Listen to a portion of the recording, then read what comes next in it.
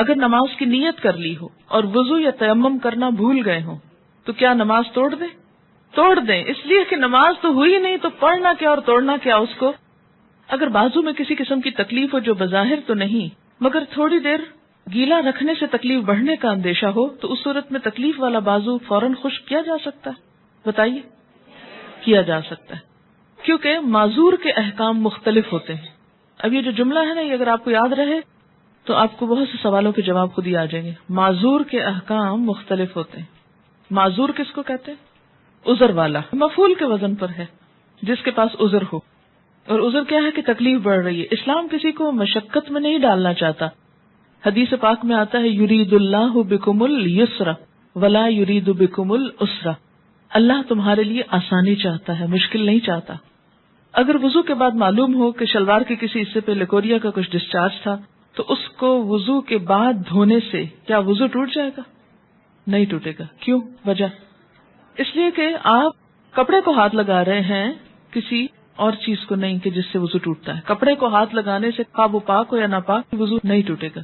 یہ تو بالکل ایسے ہی سوال ہے کہ آپ نے واشنگ مشین لگا رکھی ہے، ٹھیک، آپ نے ایک نماز پڑھی، وضو ہے آپ کا، اور واشنگ مشین آپ اس طرح کام کر رہے ہیں کہ چھینٹے آپ پہ نہیں پڑ رہے، لیکن اس کے اندر پاک ناپاک ہر طرح کی چیز ہے، اور اس کو آپ دھو رہے ہیں، نچوڑ رہے ہیں، رکھ رہے ہیں، اور اگلی نماز کا وقت آ گیا تو اب آپ سوچتے ہیں اگر دوبارہ وضو کروں تو بہت ٹائم لگ جائے گا۔ آپ کا وضو ہے، آپ بازو دھو کے نماز پڑھ لیں، آپ کی نماز ہو جائے گی، ٹھیک ہے۔ کیا عام لپسٹک لگانے سے وضو ہو جائے گا؟ یہ سمجھ نہیں آ رہا کہ لپسٹک کی تہہ پر پانی پہنچتا ہے کہ نہیں۔ لگا کے لپسٹک پانی ڈال کے دیکھ لیجئے کہ ہونٹ کو کچھ ٹھنڈا پانی لگا کے نہیں۔ لپسٹک پانی کو نہیں روکتی۔ ایک اور انہوں نے اس سے ریلیونٹ سوال لکھا ہے کہ کہتے ہیں، سنی سنائی بات ہے، کہ باہر سے جو لپسٹک آتی ہیں یا پاکستان میں بھی جو ملٹی نیشنل کمپنیز کی لپسٹکس بنتی ہیں، ان کے اندر اینیمل جیل شامل ہے۔ کیا ایسا مشکوک میک اپ یا لپسٹک لگی ہو تو کیا وضو ہو جائے گا؟ شک میں رہنے کے بجائے جا کے ان سے معلوم کر لیں۔ ایک اور مسئلہ یہاں سے اب سمجھ آئے گا آپ کو۔ کسی بھی چیز میں جب کیمیکل چینج آ جاتا ہے اور اس کی اصلیت بدل جاتی ہے تو حکم بدل جاتا ہے۔ یہ بھی ایک اصول ہے۔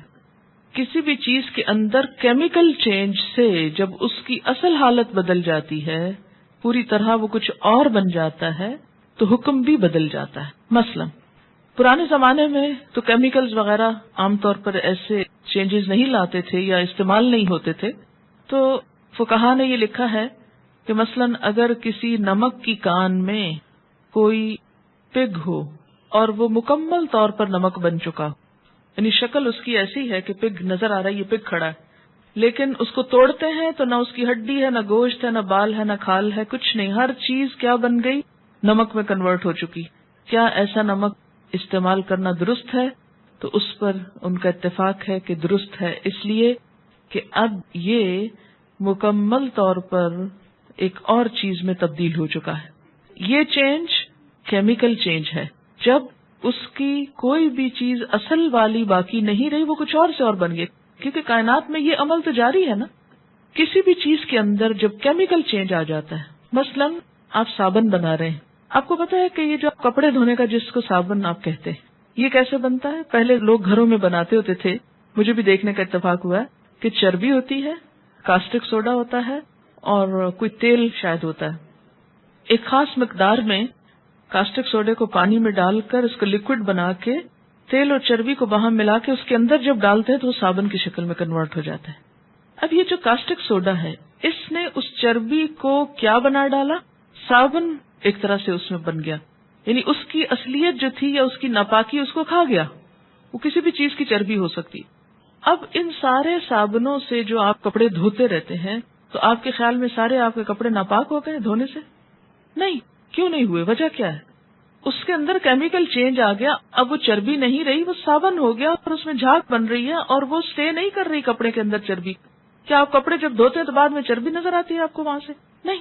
وہ چربی کیوں استعمال کی جاتی ہے کہ کاسٹک کی جو شدت ہے اس کو ماند کر دے، اور کاسٹک تو ایک اڑنے والی چیز ہے، اس کے اندر جو کیمیکل ہے تو یہ اس کو کیا ہے؟ پکڑ لے گی ایک طرح سے۔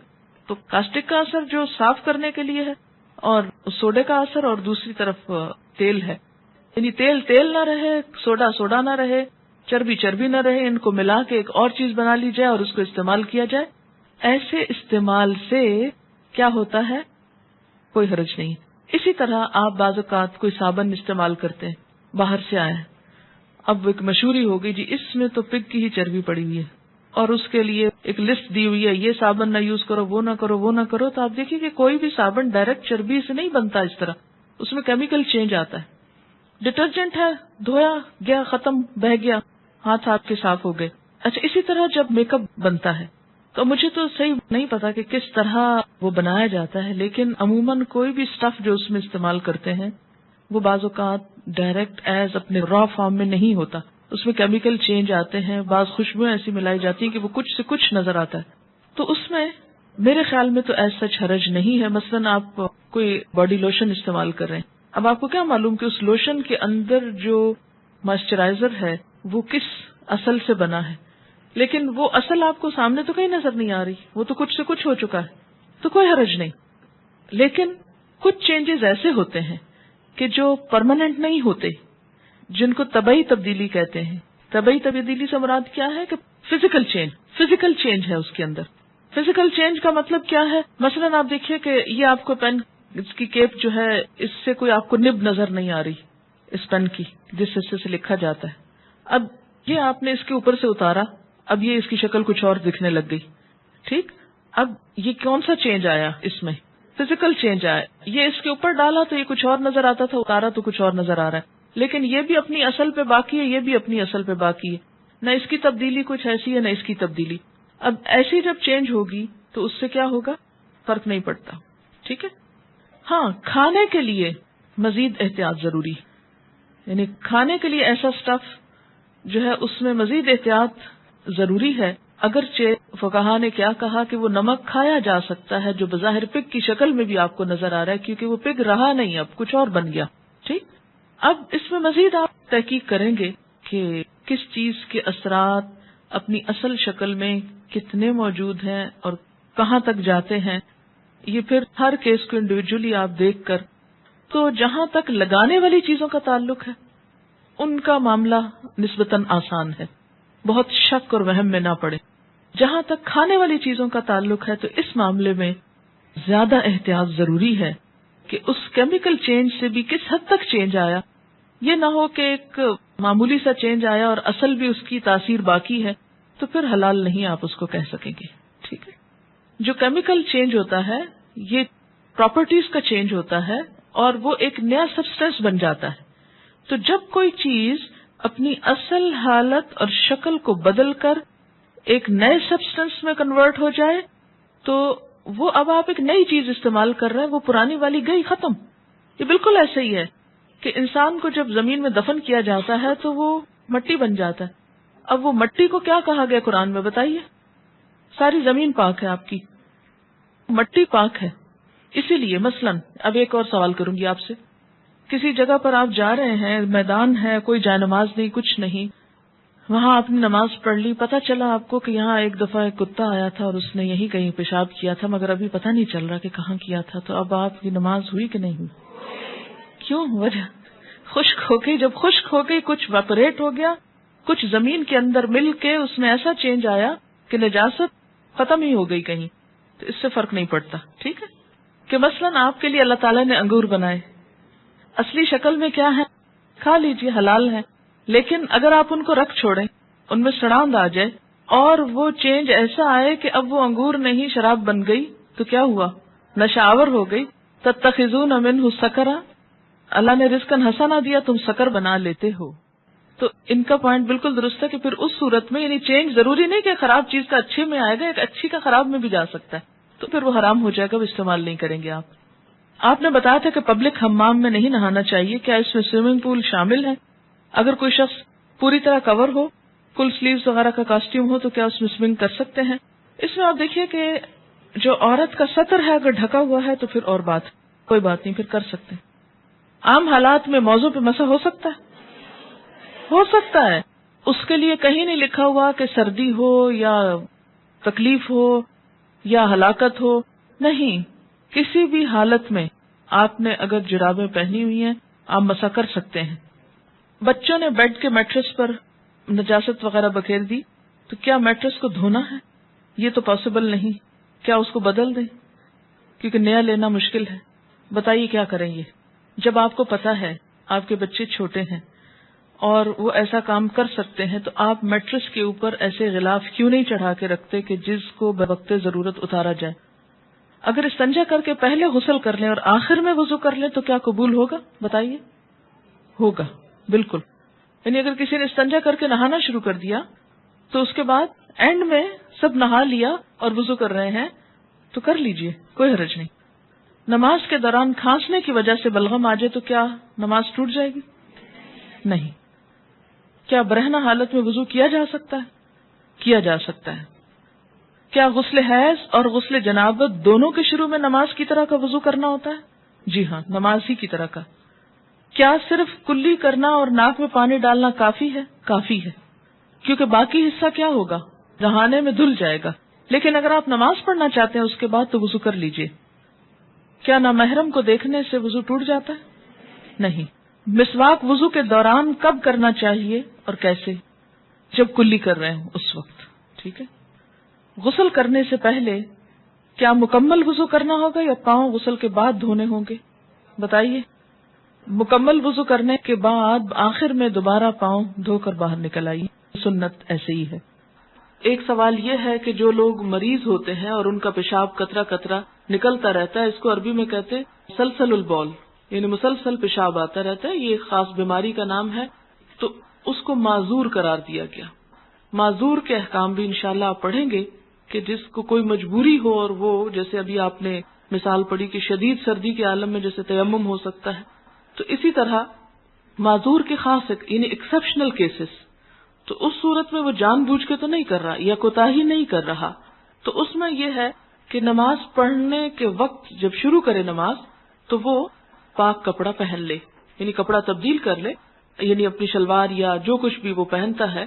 اور اگر نماز کے دوران بھی کچھ اس کے آؤٹ آف کنٹرول ہے، کوئی ایسی بیماری ہے، تو ایک وضو کے ساتھ اپنی نماز جو ہے وہ مکمل کر لے اور اگلے نماز کے لیے تازہ وضو بھی کر لے، یعنی طہارت دوبارہ کر لے اور کپڑا پھر بدل لے. یہ اس کا حکم ہے. یہ اسی طرح کا حکم ہے ان عورتوں کے لیے جن کے پیریڈز ختم ہی نہیں ہوتے یا بہت لمبے چلے جاتے ہیں. اور دوسرا یہ کہ جو بچے بستر پر پیشاب کر دیتے ہیں تو اس میں یہ ہے کہ اگر تو بہت چھوٹا بچہ ہے تو صرف چھینٹے ڈال دینا اپنے کپڑوں پر کافی ہے. لیکن اگر بڑا ہو جائے تو پھر یہ کہ جب وہ صبح اٹھے، یعنی یہ بھی ایک بیماری ہوتی ہے، بعض بچے جو ہیں خواب میں ڈر جاتے ہیں، یہ پیشاب کر دیتے ہیں بڑے ہونے کے باوجود بھی، تو وہ صبح اٹھنے پر اپنے آپ کو پاک کر لیں نماز پڑھنے سے پہلے. نہیں، اس کا عذاب قبر میں نہیں ہوگا، اس لیے کہ وہ تو ایک بیماری ہے، اور جو بیماری ہے اس پر پکڑ نہیں ہے، وہ تو انسان کی اپنے بس کی بات نہیں. پکڑ کس پر ہے کہ جان بوجھ کے انسان غفلت برتے اور صرف سستی کے مارے اپنے آپ کو پاک نہ کرے. یہاں ایک بات یہ بھی یاد رکھے کہ طہارت میں مبالغہ جو ہے، حد سے بڑھ جانا کسی چیز میں، اس سے بھی روکا گیا ہے. حضرت حفصہ کے گھر حضرت عبداللہ بن عمر کیوں چلے گئے؟ اس لیے کہ وہ ان کی بہن تھی، حضرت عمر کی بیٹی تھی. اور ایک سوال یہاں یہ ذہن میں آتا ہے کہ انہوں نے حضور کو کیوں دیکھا؟ کہ جب کوئی رفع حاجت کر رہا ہو تو کیا اس کو دیکھنا جائز ہے؟ بات یہ کہ جائز نہیں، لیکن اچانک بھی کسی پہ نگاہ پڑ سکتی ہے. اور ان سارے امور میں اللہ تعالیٰ کی ایک حکمت ہوتی ہے کہ وہ کیا دکھانا چاہتے ہیں. ایک نئی بات، یعنی دین میں ایک سہولت پیدا ہوگی نا اس کی وجہ سے، کیونکہ اس چیز سے تو منع ہے جہاں کوئی رفع حاجت کر رہا ہو تو وہاں پر کوئی اور جائے یا اس کو اس حالت میں دیکھے. لیکن یہاں پر آپ کو میں اپنے گھروں کے اندر جو باتھ روم ہیں اس کے استعمال کے لیے بھی یاد دہانی کراتی چلوں کہ ٹوائلٹ سے باہر فرش پر بیٹھ کر رفع حاجت کرنا یا پیشاب کرنا یہ بھی سخت منع ہے، اور یہ بھی اسی میں شامل ہو جاتا ہے، اس لیے کہ وہ فرش ناپاک ہو جاتا ہے اور ہو سکتا ہے جو بعد میں آئے اس کو صحیح طور پر پاک نہ کر سکے یا آپ ہی صحیح طور پر اسے پاک نہ کرے. اور ایک جگہ جس پر یعنی جو ظاہر نظر آ رہی ہے، جو فرش کی قسم کی، جہاں آپ کو معلوم ہے لوگ اپنے کپڑے دھوتے ہیں، لوگ کھڑے ہوتے ہیں، نہاتے ہیں یا وضو کرتے ہیں، تو اس کا نتیجہ کیا ہوگا کہ وہ غلیظ فرش جو ہے اس کی چھینٹیں پلٹ کر انسان کے جسم پر آئیں گی، کپڑوں پر پڑیں گی یا جوتوں پہ گندگی لگ جائے گی. تو اس صورت میں اس کام سے منع کیا گیا ہے. اور مخصوص حصے یا علاقے کو ہی استعمال کرنا چاہیے، باقی جگہ کو گندا کرنے سے پرہیز کرنا چاہیے۔ سوراخ میں پیشاب کرنا منع ہے۔ زمین میں اگر کھلی جگہ پہ یا کچی جگہ پر ہولز ہوں یا بل ہوتے ہیں جیسے جانوروں کے، اس میں پیشاب سے منع کیا گیا۔ اس سے آپ دیکھیں کہ اسلام جانوروں کے حقوق کا بھی کتنا خیال رکھتا ہے، یعنی وہ رینگنے والے جانور یا اسی قسم کی چیزیں کہ ان کے گھروں میں بھی اذیت نہ ڈالی جائے۔ عن عبد الله بن سرجس رضی اللہ عنہ قال قال رسول اللہ صلی اللہ علیہ وسلم لا يبولن احدكم في حجر رواہ ابو داود والنسائی۔ حضرت عبداللہ بن سرجس رضی اللہ تعالی عنہ کہتے ہیں کہ رسول اللہ صلی اللہ علیہ وسلم نے فرمایا کوئی آدمی سوراخ میں پیشاب نہ کرے۔ اسے ابو داؤد اور نسائی نے روایت کیا۔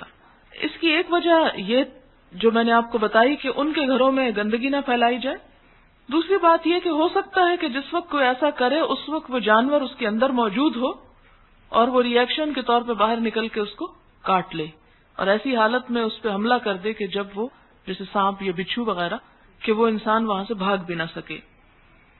اور بعض اوقات جنات بھی ایسی جگہوں پہ رہتے ہیں، اس لیے اس جگہ کو استعمال کرنے سے منع کیا گیا۔ اب دیکھیں کہ اسلام ہم پر کتنا مہربان ہے کہ چھوٹی چھوٹی چیزوں کے بارے میں اس نے ہمیں تعلیم دی۔ اسی طرح اگر آپ کو وضو کی ضرورت ہے اور آپ باتھ روم جانے کی ضرورت محسوس نہیں کرتے ٹوائلٹ جانے کی، تو اس صورت میں ٹوائلٹ جانا شرط نہیں ہے کہ آپ پہلے بغیر کسی وجہ کے استنجا کریں اور پھر آپ وضو کریں، کیونکہ میرے علم میں یہ بات آئی کہ کچھ گاؤں اور دیہاتوں میں لوگ وضو کے ساتھ استنجے کو لازم قرار دیتے ہیں، خواہ ضرورت ہو یا نہ ہو۔ تو یہ ایک مشقت ہے بلا وجہ کی، خالی وضو بھی کافی ہے۔ اگر کوئی عورت پیریڈز میں ہے اور اس کے ساتھ کوئی بیٹھ کر قرآن پاک پڑھ رہا ہے تو اس کے پڑھنے میں حرج نہیں۔ ہمارے ہاں یہ کہتے ہیں کہ پیریڈز ہیں، کیا درس میں شامل ہو سکتے ہیں، کیا سننے کے لیے آ سکتے ہیں؟ یعنی یہاں تک لوگوں کے اندر توہمات پائے جاتے ہیں کہ کسی ایسی مجلس میں بھی حاضر نہیں ہوتے جب نماز نہ پڑھنی ہو۔ تو اس قسم کی کوئی ممانعت نہیں ہے، کیونکہ یہود کے ہاں تو عورت کو ہاتھ لگانا بھی منع ہے، تو اس کا یہاں پر ازالہ کیا جا رہا ہے۔ یہ شیطان کی ٹھوکر میں سے ایک ٹھوکر ہے۔ اس کا کیا مطلب ہے؟ اس کا مطلب یہ ہے کہ ایسے اوقات میں شیطان وسوسے بہت ڈالتا ہے، تم پاک نہیں ہو، نماز نہیں پڑھ سکتی، یہ نمازوں کا کوئی فائدہ نہیں ہوگا، اور اس قسم کے جو احساسات ہیں اس پر توجہ دلائی گئی ہے۔ یعنی یہ نہیں کہ استحاضہ کا تعلق شیطان سے ہے یا اس کے کسی حکم سے ہے یا اس کے کسی عمل دخل سے ہے، یہ مراد نہیں ہے اس سے۔ انما ہی رکضۃ من الشیطان، کہ اس میں کیا ہوگا کہ اس میں شیطان وسوسے ڈالے گا، وسوسے مراد ہیں۔ اور آپ دیکھیں کہ کئی دفعہ ایسا ہوتا ہے کہ ہم اپنے وقت پہ پاک ہو جاتے ہیں اور اس کے بعد ہلکی سی بھی اسپاٹنگ کچھ دیکھ لے تو پھر نماز پڑھنے کو دل نہیں چاہتا۔ کیوں نہیں پڑھتے نماز؟ وسوسے ہوتے ہیں نا، دل میں ایک وہ بددلی سی ہو جاتی ہے، نماز ہونی کو نہیں، پڑھنے کے نہیں فائدہ، اور پھر آپ ایک کشمکش کا شکار ہو جاتے ہیں، نہاؤں نہ نہاؤں، نہانے کو دل نہیں چاہتا، نہ نہا کے نماز پڑھنے کو دل نہیں چاہتا، اور شیطان اس طرح اپنا مطلب نکال جاتا ہے کہ یہ نماز پڑھے ہی نہ۔ جب ایسی کیفیت ہو عورت کی کہ بلیڈنگ کسی وقت بھی ختم نہ ہو، تو اس میں کیا ہوگا؟ شیطان کو حملہ آور ہونے کا موقع زیادہ مل جائے گا۔ لہذا تم کیا کرو؟ غسل کرو، پاک ہو جاؤ، اور اطمینان کر لو کہ پاک ہو، اور اس کے بعد اطمینان سے اپنا نماز روزہ جاری رکھو، اور 23 یا 24 روز اپنا کام کرو، اور پھر اس کے بعد جب وہ دن دوبارہ وہ تاریخ آ جائے، مثلا آپ دیکھیں کہ اگر ایک مہینے کے پہلی تاریخ کو کسی کو پیریڈ شروع ہوئے ہیں اور 7 دن وہ نہیں نماز پڑھی، تو اس کے بعد اگلی پہلی تک کتنے دن آ جائیں گے بیچ میں؟ 23 یا 24 آ جائیں گے، کیونکہ کبھی مہینہ کم یا زیادہ ہوتا ہے۔ فرمایا کہ 6 یا 7 دن، 6 یا 7 اس لیے کہ وہ خود دیکھ لیں کہ ان کا 6 دن کا ہے سرکل یا 7 کا ہے، کیونکہ اس سے دوسری احادیث میں بلڈ کلر اور دوسرے چیزوں سے بھی اس کی وضاحت کر دی گئی کہ کتنے دن وہ اس کو شمار کر سکتی ہیں۔ یہ بھی ایک اہم سوال ہے کہ کچھ خواتین کو جیسے گریجولی مینسز سٹارٹ ہوتے ہیں اور پراپر بلیڈنگ شروع ہونے تک بعضوں کا 24 آورز بھی گزر جاتے ہیں، لیکن یہ کہ کچھ نہ کچھ سٹارٹ ہو چکا ہوتا ہے، تو جب بھی اسٹارٹ ہو جائے، یعنی جب بھی کلر بدل جائے ڈسچارج کا، اس وقت سے وہ پیریڈز کاؤنٹ کیے جائیں گے. جس طرح آخر میں کم رہ جاتے ہیں، اسی طرح بعض لوگوں کو شروع میں کم ہوتے ہیں، تو وہ پیریڈز کے ہی دن شمار ہوں گے. جی نہیں، ڈیز تو پورے کرنے ضروری نہیں. اگر سمجھے کہ بالکل کلیئر ہے تو نہا لیں، لیکن اگر یہ ہو کہ دوپہر کو کلیئر تھا اور شام کو نہیں، اور پھر صبح تھا اور پھر دوپہر کو نہیں، تو اس کو اوائڈ کرنے کے لیے پھر اپنا ٹائم پورا کریں. لیکن اگر عادت بدل چکی ہو، کیونکہ بعض اوقات یہ ہوتا ہے کہ عادت تبدیل ہو جاتی ہے، اور آپ کو ایک مہینے میں ایسا ہوا، پھر دوسرے مہینے میں پھر ایسا ہی ہوا، تو اس کا مطلب ہے کہ اب آپ کی عادت بدل گئی اور آپ 5 ڈیز پر ہی نہا لیں. غسل کے طریقے میں آپ پیچھے پڑ چکے ہیں نا، پہلے ہاتھ دھو کے، پھر استنجا کر کے، پھر اس کے بعد پورا وضو کیا جائے، اور پھر اس کے بعد جسم پہ پانی بہایا جائے. تو اس کے بعد اگر انسان کپڑے پہن لیتا ہے تو دوبارہ وضو کرنے کی ضرورت نہیں رہتی. اور اس سے یہ بھی پتہ چلتا ہے کہ اگر انسان وضو کی حالت میں اپنا ڈریس چینج کرتا ہے، تو بعض لوگ تو کہتے ہیں نا، سر سے دوپٹہ اتر جائے تو وضو ٹوٹ جاتا ہے. یہاں سارے کپڑے بھی اتر جائیں تو وضو نہیں ٹوٹتا، اس لیے کہ نہانے کے وقت تو ظاہر کپڑے نہیں پہنے ہوں گے، تو نہانے سے پہلے جو وضو کیا وہی اس میں کافی ہو جائے گا. ان کا سوال یہ ہے کہ ناپاکی کی حالت میں اگر ہم مہندی لگا لیتے ہیں، وہ رنگ چڑھ جاتا ہے، تو کیا دھونے پر رنگ رہ جائے گا؟ وہ جسم کا وہ حصہ پاک ہوگا یا نہیں؟ وہ پاک ہو جائے گا. وہ کلر ایسا ہے کہ جس سے پاکی میں رکاوٹ نہیں آتی. کھانے کے بعد ضروری ہے کلی کرنا. اگر منہ میں ٹیسٹ نہیں تو کلی ضروری نہیں ہے، لیکن اگر آپ سمجھ رہے ہیں کہ کچھ اس قسم کا ٹیسٹ یا وہ آپ کی نماز کے خشوع میں خلل انداز ہوگا کہ آپ نماز بھی پڑھ رہے ہیں اور ساتھ ساتھ ٹیسٹ آ رہا ہے، تو وہ اس لیے پھر کلی کر لینا ضروری. جی نہیں، بالوں پر مسا ہونا چاہیے. اگر تو مہندی کہیں کہیں لگی ہوئی ہے، کچھ بال ننگے بھی ہیں، تو مسا ہو جائے گا. لیکن اگر پوری کی پوری وہ لیپ ہے اور بال کہیں بھی نظر نہیں آ رہے تو پھر مسا نہیں ہوگا. ان کا سوال یہ کہ کیا ایسے اعضاء جو ہیں جن کا دھونا ضروری ہے، جیسے استنجا وغیرہ، تو ان پہ نظر پڑ جانے سے وضو ٹوٹ جاتا ہے؟ نظر پڑنے سے وضو نہیں ٹوٹتا. اگر استنجا کریں گے آپ، ان کو پراپر ٹچ کریں گے، پھر وضو ٹوٹے گا. اگر خواب میں ایسے محسوس ہو کہ جیسے انسان ویٹ ہو گیا اور انسان چیک کرے اور ویٹ نہیں ہے، تو بھی نہانا ضروری نہیں.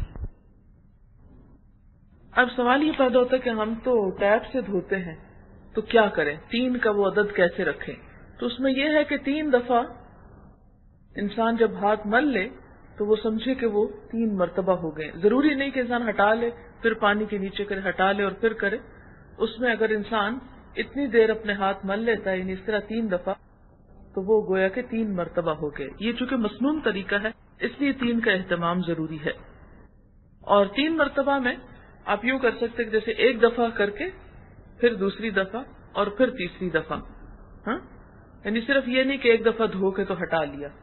1 دفعہ دھونا جو ہے وہ فرض میں شامل ہوتا ہے، اور 3 دفعہ دھونا جو ہے سنت میں.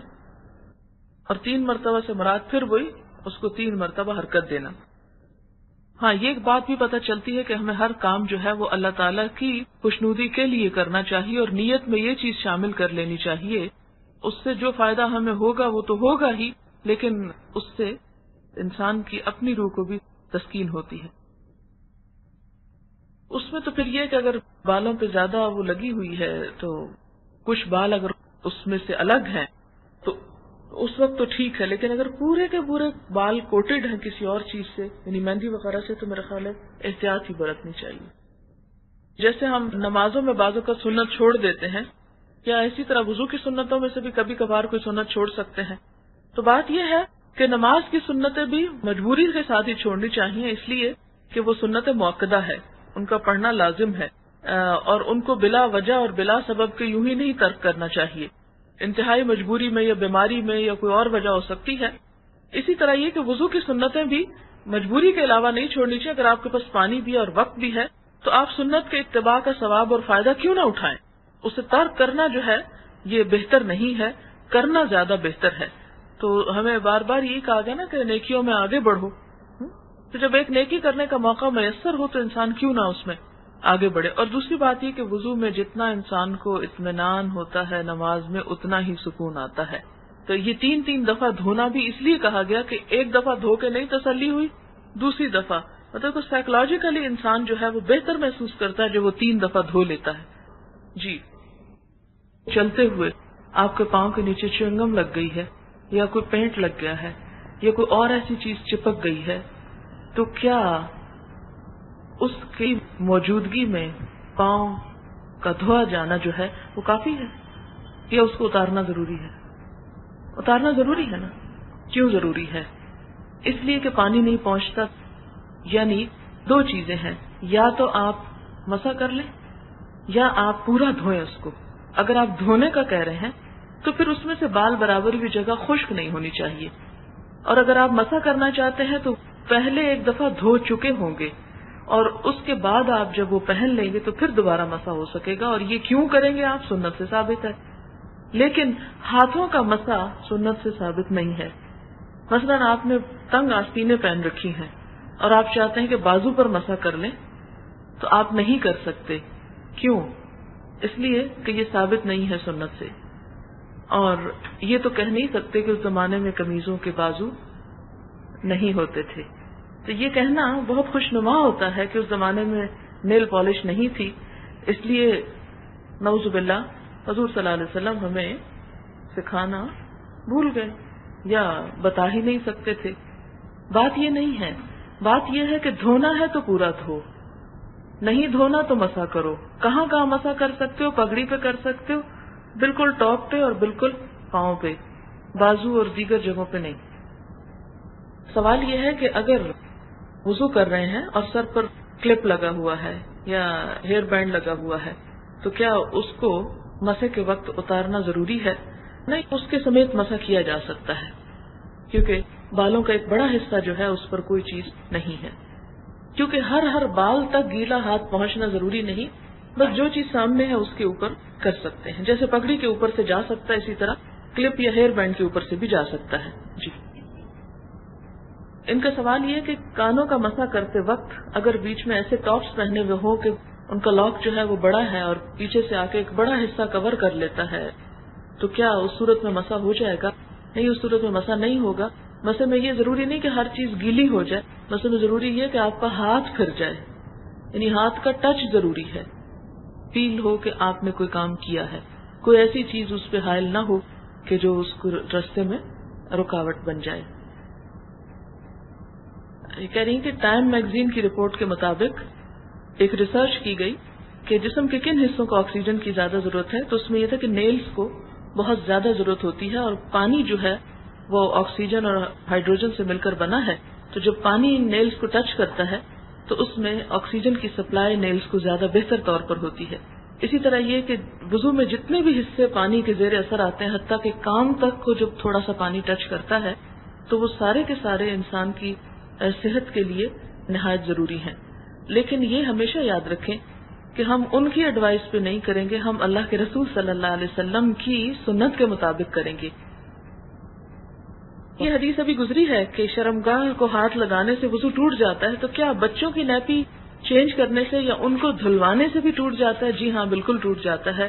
اگر آپ وضو کے بعد بچے کو صاف کر رہے ہیں اور اس کی نجاست دھو رہے ہیں اور آپ کا ہاتھ جو ہے ان کے اس کو لگ رہا ہے تو بھی آپ کو دوبارہ وضو کرنے کی ضرورت ہے. نہیں، اگر آپ ہاتھ نہیں لگا رہے اور کسی کپڑے سے ان کو صاف کر رہے ہیں تو پھر نہیں. یعنی خالی نیپی بدلنے سے وضو نہیں ٹوٹتا. وضو ٹوٹتا ہے جب آپ ان کے اس پارٹ کو ہاتھ لگاتے ہیں، ٹچ کرتے ہیں. دیکھنے سے نہیں ٹوٹتا. دیکھنے سے نہ اپنے آپ کو دیکھنے سے ٹوٹتا ہے، نہ کسی اور کے دیکھنے سے ٹوٹتا ہے. ہاتھ لگانے سے ہی وضو ٹوٹتا ہے. اور اسی طرح یہ کہ گندگی کو ہاتھ لگانے سے بھی نہیں ٹوٹتا. جیسے بعض اوقات بچے کو آپ ٹیشو پیپر سے یا کسی کپڑے سے آپ اس کو صاف کر رہے ہیں اور تھوڑا سا آپ اس کے پیشاب سے آپ کا ہاتھ ٹچ کر گیا ہے تو آپ اس ہاتھ کو صرف دھو لیں، اس سے آپ کا وضو نہیں ٹوٹے گا. جی.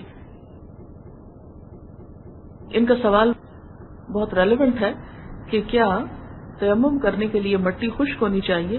اس کے جواب میں یہ ہے کہ خشک ہونی چاہیے، کیونکہ گیلی مٹی جو ہے جتنی آپ ٹچ کریں گے وہ کریم کی طرح ہی ہوگی، تو وہ پھر صرف اتنا حصہ ہی اس کا لگے گا. یعنی گیلی اگر اس طرح کی ہے کہ کیچڑ نہیں ہے اور صرف بارش ہوگی اور اس کے بعد سخت ہو گئی، لیکن بالکل خشک ڈرائی نہیں ہے، یعنی پاؤڈر نہیں ہے، جمی ہوئی ہے لیکن گٹ ہے، تو وہ بھی کافی ہے. یا جیسے اینٹ ہے مثال کے طور پر، تو وہ بھی ٹھیک ہے کیونکہ وہ پکی ہوئی مٹی ہے ایک طرح سے. لیکن یہ ہے کہ بالکل کیچڑ نہیں ہونا چاہیے، کیچڑ نہیں ملنا چاہیے. سعیدن کا لفظ آیا ہے تو سعید جو ہے اس میں خشک مٹی آتی ہے. اصل چیز تو مٹی ہے، لیکن اگر اس طرح کی مٹی میسر نہ ہو تو ریت کے اندر بھی مٹی ملی ہوئی ہوتی. ریت بالکل پیور ریت بھی نہیں ہوتی اس میں. جیسے سعودی عرب میں آپ دیکھیں کہ مٹی میدانی مٹی نہیں ہے، یعنی جسے کہتے ہیں نا چکنی مٹی نہیں ہے، تو وہاں تو ہے ہی ریتلا علاقہ، تو ویسی ریت پر ہو سکتی ہے. جی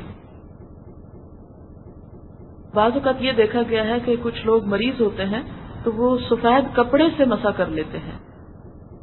کپڑے سے تیمم نہیں کیا جا سکتا، چاہے کسی بھی قسم کا کپڑا ہو، الا یہ کہ اس کے اوپر مٹی سے پینٹ کیا ہوا ہو، تو اس مٹی کو آپ استعمال کر سکتے ہیں. ادروائز دھلے ہوئے کپڑے پہ تیمم نہیں ہو سکتا. جی ان کا سوال یہ کہ کیا یعنی تیمم کے ٹوٹنا بھی اسی طرح جیسے وضو کا ٹوٹنا، تو بالکل اسی طرح جیسے کوئی بھی چیز وضو کو توڑتی ہے، ہر وہ چیز تیمم کو بھی ختم کر دیتی ہے. جی سوال یہ ہے کہ غسل کے لیے جو تیمم کیا جاتا ہے کیا ویسا ہی ہے جیسے وضو کی جگہ تیمم کیا جاتا ہے؟ جی ہاں، وضو کی ضرورت ہونے پر جو تیمم کیا جاتا ہے بالکل اسی طرح کا تیمم غسل کی ضرورت ہونے پر بھی کیا جاتا ہے، جیسا کہ بالکل ابتدا میں آیا ہے.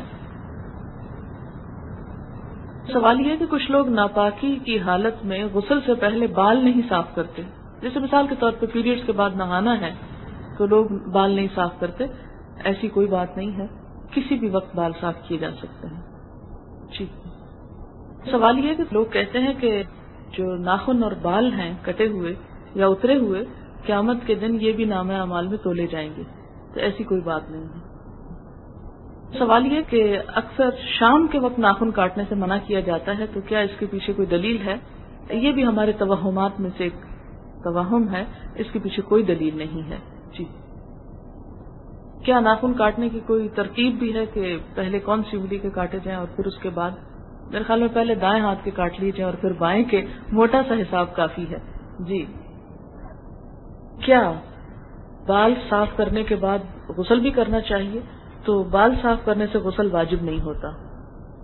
ان کا سوال یہ ہے کہ بغیر کسی مجبوری کے بچوں کا ختنہ جو ہے بڑی عمر میں کیا جا سکتا ہے؟ ایسا نہیں کرنا چاہیے. جو سنت ہے وہ 7ویں دن کی ہے، اور اگر ایسا کہ بچہ بہت کمزور ہے اور برداشت نہیں کر سکے گا یا کوئی بیماری ہے تو پھر تھوڑا اور انتظار کر دیا جائے، لیکن یہ کہ جتنا جلدی ممکن ہو یہ فرض چکا دیا جائے.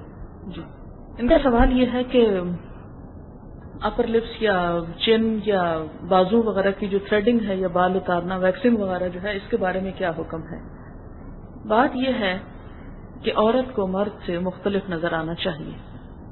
عورت اور مرد کے درمیان جو چہرے پہ فرق ہے وہ یہی ہے کہ ان جگہوں پر عورت کے بال نہیں ہوتے اور مرد کے ہوتے ہیں. اگر کسی عورت کے ان جگہوں پر بال ہوتے ہیں یا بازوؤں پر بھی مردوں کی طرح بال ہوتے ہیں تو وہ ایک طرح سے ایک بیماری ہے، اور کسی بھی بیماری کو دور کرنا جو ہے اس کی اجازت ہے. اب دیکھیں کہ اگر چہرے پر اتنے بال ہیں کہ وہ باقاعدہ مونچھیں نظر آ رہی ہیں یا عورت کی زینت کے خلاف ہیں تو ان کو ہٹا دینا چاہیے. اسی طرح جو چن ہے تو اس پر بھی بال جو ہیں وہ ایک ناگوار صورتحال پیدا کرتے ہیں، اور جو ایک سٹینڈرڈ نارمل عورت کی شکل ہے اس میں یہاں بال نہیں ہوتے. تو جیسے کوئی بھی جسم کا حصہ بڑھ جاتا ہے یا کوئی بھی ایسی چیز جو بیماری کے اندر شامل ہوتی ہے اس کو ہٹایا جا سکتا ہے. جی ان کا خیال یہ ہے کہ جب ہر جگہ جانوروں کے جسم کے حصے اور کھالیں اور بال اور چہرے ہوں گے تو پھر انسان کے اندر بھی ایک طرح سے صفاقی آئے گی، اور جانوروں والی خصوصیات تجربے سے تو ثابت نہیں ہے لیکن شاید یہ بات درست ہو. ان کا سوال بڑا ریلیونٹ ہے کہ مثلا جیسے واچ کے سٹریپس ہیں یا کچھ اور اسی طرح جیسے موزے ہیں مثال کے طور پر، یہ جوتے ہیں، تو یہ نہیں پتا ہوتا کہ یہ جانور حلال بھی کیا گیا یا نہیں، یا مرا ہوا تھا اور اس کی کھال اتار کے بنا دیا گیا. تو اس میں واضح طور پر حکم موجود ہے کہ جو حلال جانور ہیں اگر وہ مر بھی جائیں تو ان کی کھال کو جب رنگا جاتا ہے، اسٹرلائز کیا جاتا ہے، تو وہ پاک ہو جاتی ہے، اس کا استعمال جائز ہے. اس سے کوئی فرق نہیں پڑتا کہ وہ مرے یا حلال کیے گئے یا حلال نہیں کیے گئے، اس سے کھال کے اوپر کوئی فرق نہیں پڑے گا.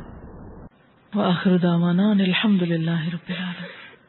سبحانک اللہم و بحمدک نشہد ان لا الہ الا انت نستغفرک و نتوب الیک.